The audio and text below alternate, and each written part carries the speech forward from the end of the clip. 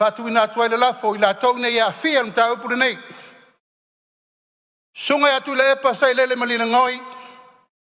O le tofa ia la uofo pia. Ma le tofa ia le ale pule.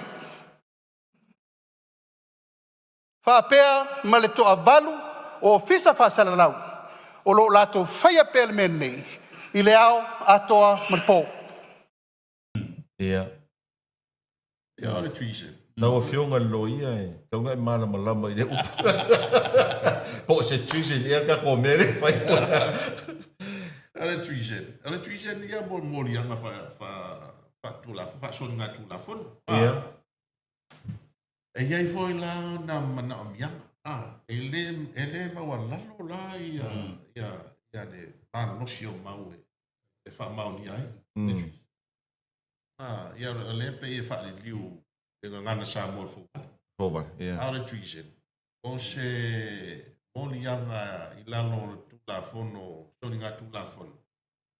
Pai a si aro. Onga. Masalo tasi lea molianga e mafa te tusa man fesio tangata. Te tusa man molianga leo fesio tangata. Ele ma mala molianga. Ia. Ia, o le ala wa mai. It's a legal term.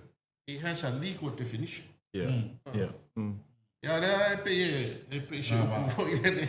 E wha mai mo e Palemia. E pe se upu le whaingofie. Tuise. Ia e se mamao ale tuise. Alo mamlanga le meni le tuise. Se me fo le ke fau kua. Fau ke le kaunga ngai luenis. O le fo ki fa longo o molianga ngai o fa salanga le hoki ia ku mui fa. Ngai mamma fa le melo o ngofo fa le anga fa tree fa lo tu. Ai pa la ngia tuise. E mori o le fa ku kana. O ia tuise ne mori kana. Ai pa tuise. E ka wa pe. Ape mele mori ni na ko. O le fo ku. Ia, wa. Mela ngai ka simila pati ele o ko. O le mele fo nga o le o ko la filafi ka puli ku. Ah, ma ko tuise le mo le ma ko. O ka wa fa pe no. Kai ko sa mela. Ma mela nga ve se me. Ala me mo ya mo le tuise. Ale na mo fo. Se lo te tau tu lia, o le e a nga fo. O le legal definition o le tuise. E wa te le a ho yo. O me tu puisia tu no. Ia e ho ia fia ina pe ona sa noa ia tai man fai lau tusi. Ia o tau purpulenga. Ia e anu seos fainga. O valenga. Sui ese fainga mano. No winga e te hore overflow se kam. Ia. O fiti de ma sen tu por mena. Ia wa pe o tala na le fai fiti. E le mele tau ku culture. Ia. Ne te le vai tu singa ma. Ulanga fa pena. Ia o ina. Te tatu tau. Ia le yo le vaku ko la. Watu fa sa ongo me sera fa mai. O mele sa. Ia le la wa ave wa moni ai. Donald Palemia. Le la wa ave le confectalai pe on fa fonga. Ana po. Le Lafo nana. La watu la ya mene e tu inga le. E uia na le ia va ava e ai lumore. Palemia le po atu ai. Ana fa mai e mo se la we pe fia. O meu famtalanga fo vale ya po la to. Au fia I matustala I to vanu. Ia fia I fo. Ia la fia I. Ko mori ho ia. Okay, no mo kia kwa. Aka ko. O e ko ia ka ua. O ia ni e kai ko ia ngi ia. O pera fe lo ka se mori o maka ko. E ve no ka ko, e mo le harmony agreement. Eu vou com ele a uli mo yo. Mea o se ele mea. Anga na o le Palemia. Al sa ni na mau na o Palemia. Anga le fai me le sengi le mo foi. E mori fe me, mori a. Me le ka o fai harmony agreement. Ana o falo ni. O harmony agreement se ele me. E ke lo la ko fionga. O me piko sitting o afa pengi o le la wa fa me ko valu ia le fa salau. Afa pengi o le la vea ko I maloka I ngoi kongi. Fa fe kai. Kena mau whafkai ai. Wale mori e whamisonga e mori e Palemia. Isa ngai pe o mau lunga le lepo leo. Ai kei roi mea.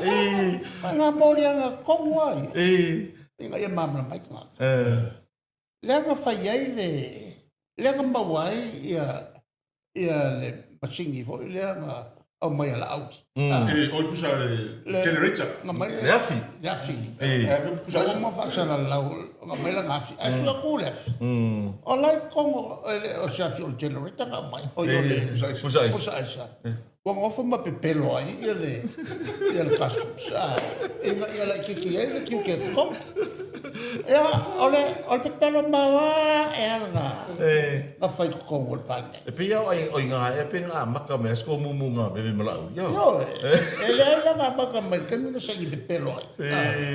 Sia le mkau kio ngā mea. O sangi whaaruor ngā. E le sangi ngō whapei lalo le la.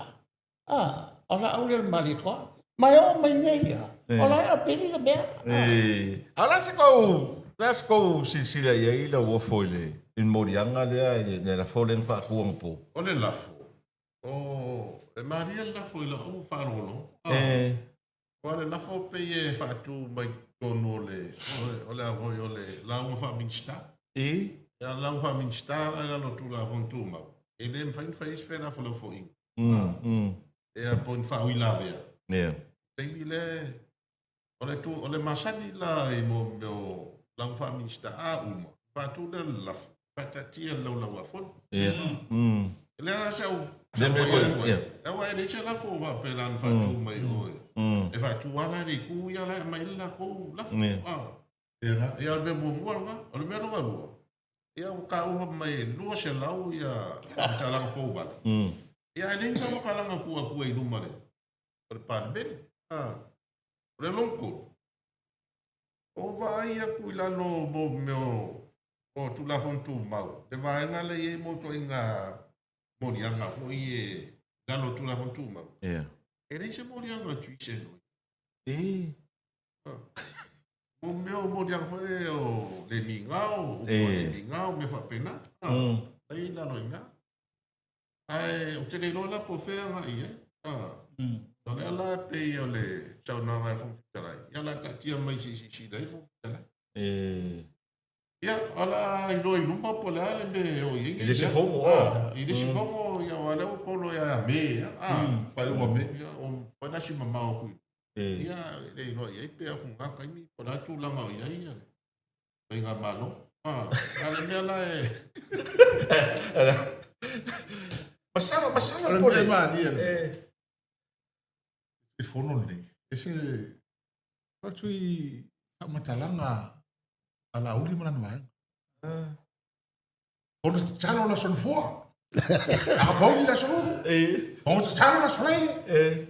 Ai o mo ton pal mene le sino sta manga. Pal mani le. Mani na nga fi wo mo fo mo nga ye fo il maka mo fi af kai fo ile. Fi tai nei la mo. O manga ya le fo mo fo ile wa alu. O fo no. So mo ko su a ko ala vale. Ana kala leo ki aka ye o tanto no. Mas esse os vai ngare ka poli ko ko no. Ele o foi.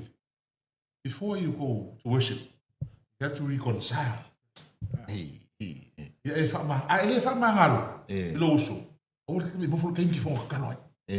Don't waste your time. Ele va se ka mo ele la ko. Ia ma a fo me la no po.